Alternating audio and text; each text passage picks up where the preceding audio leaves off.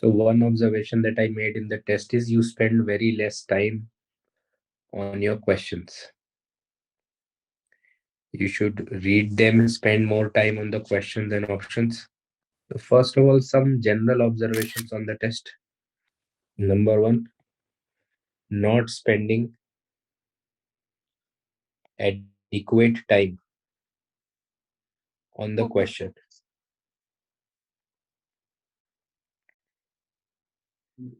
थोड़ा और फोकस होके क्वेश्चन अटेम्प्ट कीजिए. You are attempting it in a less or for want of word in a more casual manner. Okay. Okay, हमको sir. थोड़ा और time, focus, energy spend करना है इन एवरी क्वेश्चन. और हमारा एम ये होना चाहिए that I get the question right. Okay. Okay, sir. Then link the question with the options.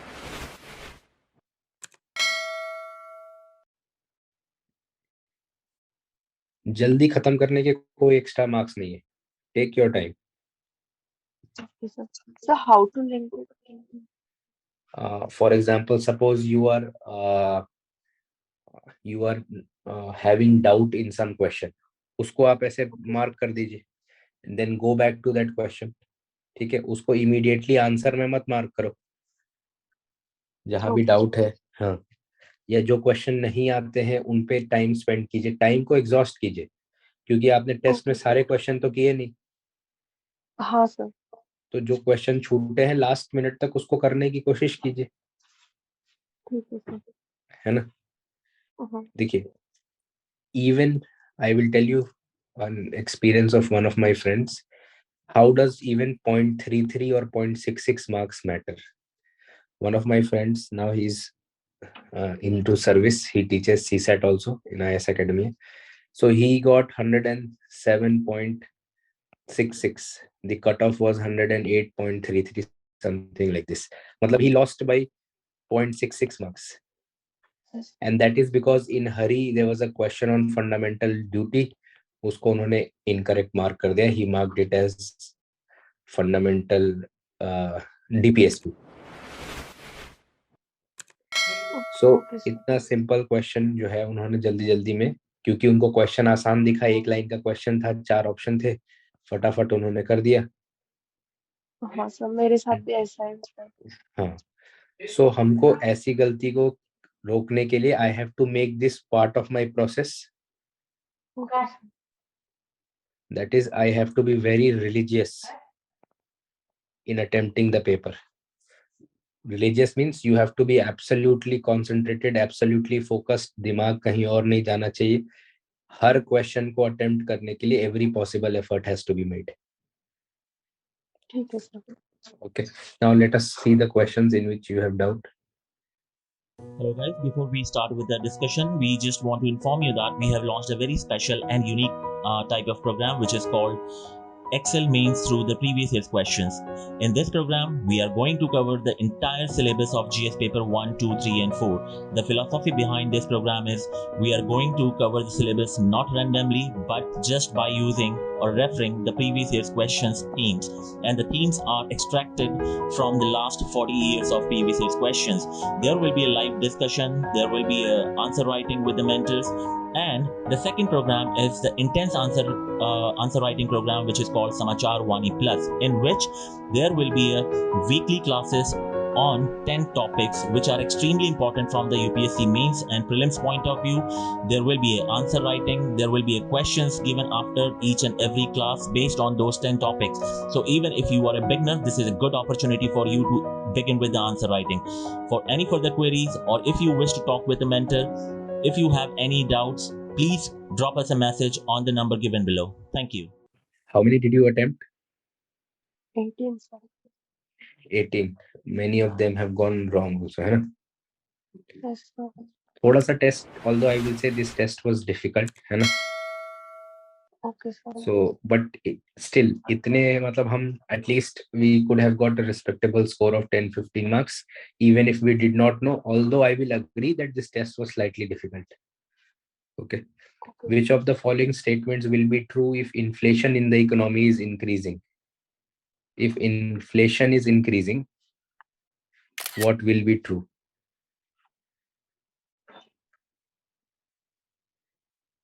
Bond prices will decrease. Bond holders will lose. The yield on bonds will increase.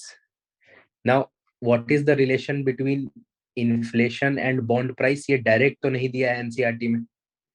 NCERT में bond price और market interest rate को किया है. Bond price is inversely proportional to market rate of interest. तो ये बताइए, inflation में loans महंगे हैं या सस्ते हैं? मार्केट रेट ऑफ, बहुत सिंपल टर्म्स में बात करते हैं, मार्केट रेट ऑफ इंटरेस्ट जो है वो कम होगा या ज्यादा होगा? हाँ, इन्फ्लेशन में सर ज्यादा होगा. ज्यादा होगा. अगर अगर सब कुछ महंगा है तो लोन लेना भी महंगा होगा, है ना? हाँ sir. In very simple terms. So market rate of interest is high, तो बॉन्ड प्राइसेस क्या होंगे? हाई होंगे सर. नहीं, अगर A is inversely proportional to B, if B is increasing हाँ, then A will लो होंगे sir. Decrease. low. So bond price will decrease. ये option correct है, ये होना चाहिए. तो ऑप्शन सी को हम हटा देते हैं, वहां पर ये ऑप्शन नहीं है. ठीक है. Bond holders will lose. Bond holders जिनके पास अभी बॉन्ड है, तो अब अगर बॉन्ड का प्राइस डिक्रीज हो रहा है और आपके पास बॉन्ड है, तो आपका क्या पैसा लूज होगा? क्योंकि बॉन्ड का प्राइस कम हो रहा हाँ सर. है ना? देखिए, हाँ. बॉन्ड का प्राइस फिक्स होता है, लेकिन यील्ड जो है, इस पे जो आप प्रॉफिट कमाते हैं वो वेरी करता है. और यील्ड किस पे डिपेंडेंट है? मार्केट रेट ऑफ इंटरेस्ट पे. ठीक है बॉन्ड सर. क्या है? एक ट्रेडेबल कमोडिटी है ना. हाँ सर. आपको, हाँ, आपको बोला गया कि भाई 1 साल बाद आपको इस पे हम इतने रुपए देंगे. आप चुपचाप बैठे रह सकते हो और वो रुपए आप ले सकते हो, कमा सकते हो. बट हाँ. हाँ, बट उसका जो यील्ड है that can very.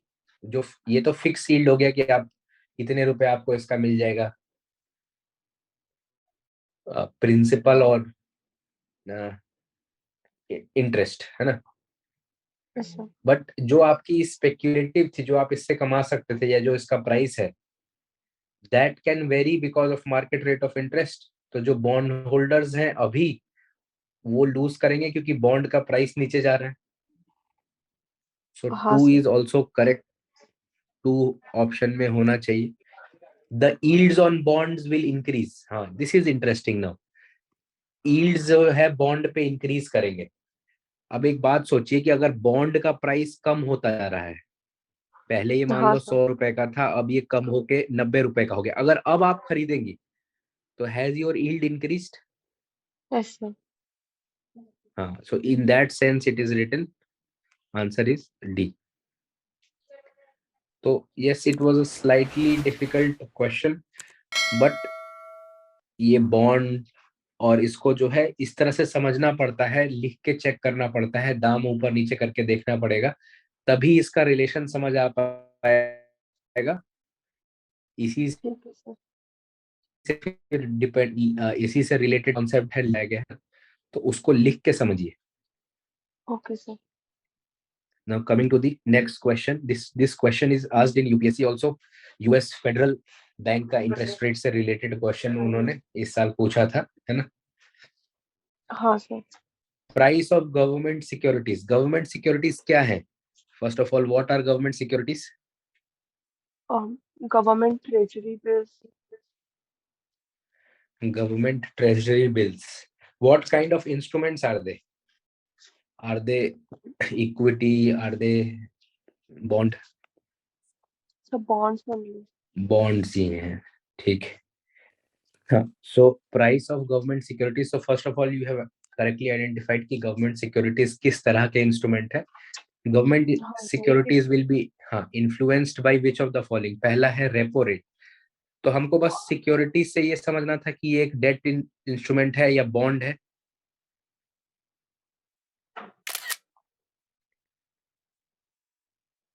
So it is a bond, government securities, G6.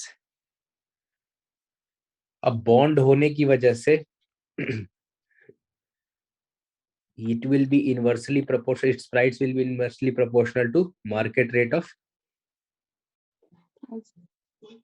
interest.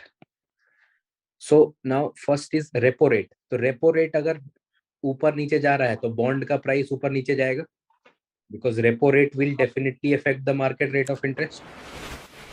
RBI अगर लोन सस्ता या महंगा कर दे, मार्केट रेट ऑफ इंटरेस्ट को फर्क पड़ेगा क्या? नहीं सर। नहीं पड़ेगा. हाँ पड़ेगा सर. हाँ, हाँ sir. how does RBI control inflation? Through repo rate.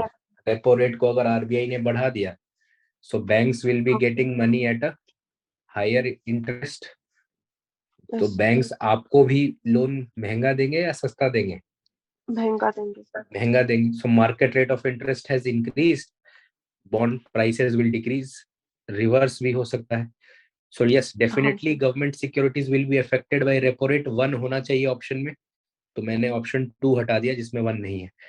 US federal bank benchmark interest rate. US का इंटरेस्ट रेट भी अफेक्ट करेगा क्या हमको? अब यूएस का अब ये थोड़ा सा समझने की चीज है, इसी पे यूपीएससी ने इस साल क्वेश्चन पूछा था. यूएस फेड ने अगर अपना इंटरेस्ट रेट बढ़ा दिया सपोज, हाँ सर. तो यानी कि अब यूएस में पैसा रखने पे आपको you are getting some money. Now for an FII, foreign institutional investors, जो ये फ्लाई बाय नाइट वाले होते हैं, ये वहां चले जाएंगे जहां फायदा है. जैसे ही यूएस फेड ने पैसा बढ़ा दिया, ये FIIs इंडिया में से गवर्नमेंट के सिक्योरिटीज, इक्विटी, ये सब बेच के कहाँ चले जाते हैं? यूएस में. They will take the money there and start investing in US. तो अगर इन्होंने गवर्नमेंट के बॉन्ड्स को बेचना चालू कर दिया तो इसकी डिमांड बढ़ गई. अगर डिमांड बढ़ जाएगी तो इसकी प्राइस के साथ क्या होगा? सॉरी, डिमांड नहीं, सप्लाई बढ़ गई. अगर इन्होंने सेल कर दिया, हाँ, इफ दे हैव सोल्ड तो प्राइस विल डिक्रीज. सो इसका रिवर्स भी ट्रू हो जाएगा. यूएस ने, फेड ने इंटरेस्ट रेट्स घटा दिए, FIIs will come and invest in India, bond की डिमांड बढ़ गई, प्राइस विल इंक्रीज. तो यानी कि इससे भी हो रहा है. सो 2 इज ऑल्सो करेक्ट. 2 भी होना चाहिए ऑप्शन में, 1 और 2. तो मैंने ए हटा दिया. अब सी या डी हो सकता है. Liquidity in the market. Now liquidity in the market क्या है? अगर पैसा मार्केट में ज्यादा है, so can you invest in bonds? Speculative interest बढ़ जाएगा. हाँ सर. जब भाई पैसा है तभी तो आप बॉन्ड में लगाओगे ना. हाँ. स्पेक्यूलेटिव इंटरेस्ट और ट्रांजैक्शनल इंटरेस्ट, दो वो मनी के जो 2 छोर हैं, या 2 स्ट्रीम्स ऑफ मनी. एक है स्पेक्यूलेटिव डिमांड फॉर मनी और एक ट्रांजैक्शनल डिमांड फॉर मनी. हाँ, तो both will increase. Transactional demand will also increase, speculative demand will also increase for money. So C should also be in the answer. तो ऐसा कोई answer नहीं जिसमें all 3 options are there. So answer will be D. तो देखिए, अब इसको करने में इतना टाइम लगा, इतना सोचना है, that is application of what you have read, है ना. हाँ, बॉन्ड क्या होता है, रेपो रेट क्या होता है, यूएस फेड का आप बार बार न्यूज में देखते होगे. जैसे यूएस फेड ने इंटरेस्ट रेट्स बढ़ाए, इंडिया का स्टॉक मार्केट गिर जाता है. वो क्यों गिरता है? क्योंकि ये एफआईआई यहाँ पे इसे लिंक करना है, वो याद नहीं आता है. हाँ, नहीं ठीक है. देखिए, अभी आपने सीखा ना, अब आगे से हमको लिंक करना याद रहेगा. क्वेश्चंस ऐसा नहीं है ना कि कहीं नए से आ जाएंगे. क्वेश्चंस का बेस, आधार सेम रहेगा. ठीक है सर. 3rd क्वेश्चन सही है आपका, 4 और 5 गलत है. Hello guys, before we start with the discussion, we just want to inform you that we have launched a very special and unique type of program which is called Excel Mains through the previous year's questions. In this program, we are going to cover the entire syllabus of GS paper 1, 2, 3 and 4. The philosophy behind this program is we are going to cover the syllabus not randomly but just by using or referring the previous year's questions themes, and the themes are extracted from the last 40 years of previous year's questions. There will be a live discussion, there will be a answer writing with the mentors, And the second program is the intense answer writing program, which is called Samachar Wani Plus, in which there will be a weekly classes on 10 topics which are extremely important from the UPSC mains and prelims point of view. There will be an answer writing, there will be a questions given after each and every class based on those 10 topics. So even if you are a beginner, this is a good opportunity for you to begin with the answer writing.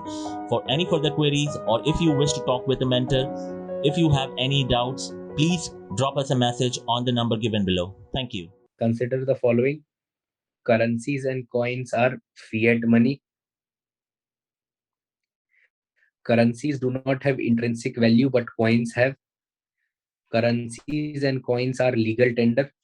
Currency notes are guaranteed by Government of India. अब आपने 4 के लिए तो ये सोच लिया होगा कि करेंसी नोट्स पे तो पीछे आरबीआई गारंटी देती है ना? हाँ सर। तो इसलिए आपने उसको गलत कर दिया होगा। हाँ। हाँ, बट ये थोड़ा सा टेक्निकल है।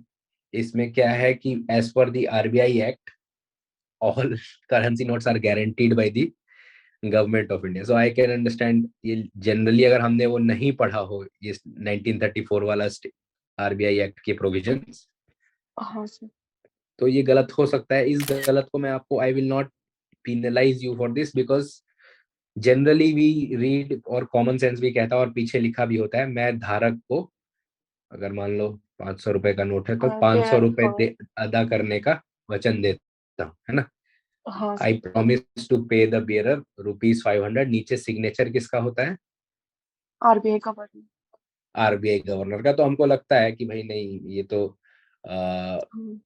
होना चाहिए, but as per RBI act 1934 all currency notes are guaranteed by the central government. So because of that, I think you must have made that mistake, है ना? Yes, sir. So answer is D. Okay. So sometimes questions teach us new Yes, facts sir. which are not generally in our books. Books मतलब जो हमारे source हैं. For example, for macroeconomics NCERT you must have read. You must have read Shankar Ganesh. उसमें नहीं मिला ये आपको. कोई बात नहीं, हमने क्वेश्चन से सीख लिया, है ना? हाँ सर। यही पर्पस है इन टेस्ट का भी। कई बार आपको ऐसे क्वेश्चंस दे दे जो आपने जनरली अपने पढ़ने में नहीं अचीव किया होगा कहीं पर। So you learn not just from the books, you learn from the mock test also. Okay okay sir. Question 5, all currency in circulation is the liability of RBI. Now all currency in circulation is the liability of RBI. Is that true? Yes sir. अच्छा, ये बताइए 1 रुपए का note जो है वो कौन, ₹1, ये कौन प्रिंट कर, या गवर्नमेंट। सिक्के, कॉइन्स, ये कौन प्रिंट करता है? Government of India sir. Coins print government of India. हाँ, सेंट्रल तो ये गवर्नमेंट। फिर हाँ, फिर ये आरबीआई की लाइबिलिटी में तो नहीं आएगा। लाइबिलिटी मतलब आरबीआई को कितना चुकाना है ना? हाँ सर। लाइबिलिटी और एसेट दो खाने बनते हैं। हाँ। Asset for example money that RBI has lent to banks, वो उसका एसेट है। Liability money held by the public. Public. तो जब इन्होंने इशू ही नहीं करा 1 रुपए का कॉइन, सॉरी 1 रुपए का नोट या कॉइन्स, तो उनकी लाइबिलिटी के में नहीं दिखाएगा उनके पीपीटी में। हाँ sir. All the currency in circulation is part of money supply. अच्छा, कुछ मनी सप्लाई का पार्ट जो एक बैंक ने दूसरे बैंक में रख रखा है वो मनी सप्लाई का पार्ट होगा? नहीं सर। हाँ, ठीक है। सो करेंसी इन सर्कुलेशन क्या होता है?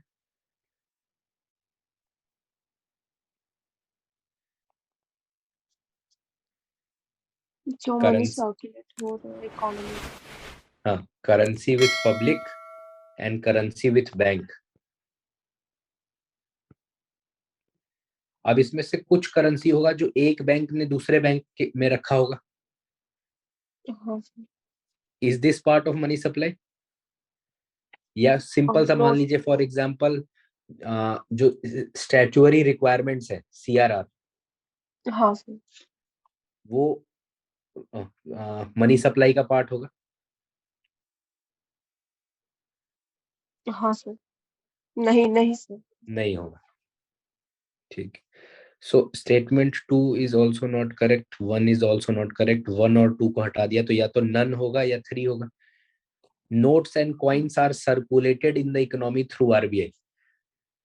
हाँ, now this is interesting. Even when रुपी और कॉइन्स प्रिंटेड होते हैं सरकार के द्वारा, लेकिन रुपी और कॉइन सर्कुलेट कैसे होगा? RBI थ्रू सर्कुलेटेड है. हाँ, RBI ही सर्कुलेट करेगी. सर मैंने इसीलिए ये रॉन्ग किया कि प्रिंट सेंट्रल गवर्नमेंट करती है कॉइन्स पे. हाँ, प्रिंट तो करती है, प्रिंटिंग का काम उनका है, लेकिन सर्कुलेशन का काम हमेशा सेंट्रल बैंक का होगा ना. मनी सप्लाई जो है वो तो सेंट्रल बैंक का रिस्पॉन्सिबिलिटी हाँ सर. है ना. हाँ sir. Who has the authority to issue currency notes in India? RBI. हाँ, RBI. बेटर होना चाहिए था currency notes except ₹1, but generally understood हो गया कि RBI है. हाँ. ठीक है. तो बाकी आप ये टेस्ट को एनालाइज कीजिए फिर. ठीक है, इसके सॉल्यूशन को पढ़िए, हाँ सर. और इसमें कोई डाउट आए तो उसको पूछिए. हमने 5-6 क्वेश्चन से आपको मेथड सिखा दिए, है ना. Method is more important then the theoretical. ये वाले में ये है, इसके में ये है, इसके में ये है. फिर भी अगर कोई क्वेश्चन नहीं आ रहा हो आपको हाँ तो सर. वो पूछिए, बिकॉज टेस्ट परफॉर्मेंस थोड़ा अंडर पार है. तो उसका भी हमको हाँ. एक डिस्कशन करना है कि वाई इट इज सो कि it is that much under par, है ना. तो अभी क्या करना चाहिए? ये बहुत ही लो लो मार्क्स हैं. हाँ, अभी के लिए इकोनॉमिक्स आपने लास्ट सब्जेक्ट इकोनॉमिक्स पढ़ा था, है ना. हाँ सर, अभी भी चल रहा है सर ये. हाँ, तो अभी हमको इसमें क्या करेक्शंस कर सकते हैं इकोनॉमिक्स में. पहली बात तो पढ़ने का अप्रोच जो है थोड़ा सा चेंज कीजिए. Number 1, try to understand and not just read economics. Economics को आप सिर्फ रीड करने लग जाइएगा तो पढ़ने में इकोनॉमिक्स में और क्वेश्चन सॉल्व करने में देयर इज अ डिफरेंस. हाँ सर, ये पहले से ही वीक है मेरा. मैं कितना भी ट्राई करूँ इसके क्वेश्चंस होते ही नहीं हैं. No issues. पहले पहले क्या कीजिए कि आसान से क्वेश्चन सॉल्व कीजिए. एक 1000 क्वेश्चंस की बुक आती है PMH वगैरह की इकोनॉमिक्स में. सिंपल क्वेश्चन जैसे इंटरेस्ट बुक है रेट. मेरे पास में सारी. हाँ, तो उसको सॉल्व कीजिए, बेसिक लेवल क्वेश्चंस पहले, और वो पर चैप्टर सॉल्व कीजिए. जैसे मान लीजिए इंटरेस्ट रेट पढ़ा आपने, हाँ सर. तो उसका मॉनेटरी पॉलिसी से क्या रिलेशन है, बॉन्ड प्राइस से क्या रिलेशन है, ऐसे एक बहुत simple simple one liner question दिए होंगे वहां पे. तो उन क्वेश्चंस को सॉल्व करते समय आप फिर सोचिए और ऐसे बनाइए जैसे हमने बनाया, हाँ है सर. ना. इकोनॉमिक्स के कॉन्सेप्ट्स को आपको अपने कॉन्सेप्ट बनाने हैं रादर देन थ्योरेटिकल नॉलेज. ठीक है. जहां नहीं समझ आए वैसे कुछ चैप्टर्स को यूट्यूब पे वीडियोस देखिए, हमसे पूछिए. एक वेबसाइट है इन्वेस्टोपीडिया. Okay sir. आप कोई भी टॉपिक मान लीजिए, आपको बॉन्ड नहीं समझ आ रहा, आप लिखिए बॉन्ड इन्वेस्टोपीडिया और उसके बाद उनका एक आर्टिकल और एक वीडियो आ जाएगी. ठीक है सर. ठीक है, वो चेक कीजिए. So first step is Investopedia. Second, YouTube video for some topic, not all. Okay third, sir. Ask us the doubt. कोई भी डाउट हो, कैसा भी डाउट हो, आपको ओके सर. रेपो रेट ही नहीं समझ आ रहा, पूछिए. यू हैव 2 मेंटर्स, है ना. Yes sir. Fourth, solve simple MCQs first, क्योंकि कॉन्सेप्चुअल बेस जो है वो ही गड़बड़ है. तो उसके लिए पहले हमको सिंपल MCQs सॉल्व करना पड़ेगा, बहुत हाँ सर. डायरेक्ट MCQs जो हो, ताकि आप जो पढ़ रहे हैं उसको बार बार हम अंडरस्टैंड कर सके. ठीक है.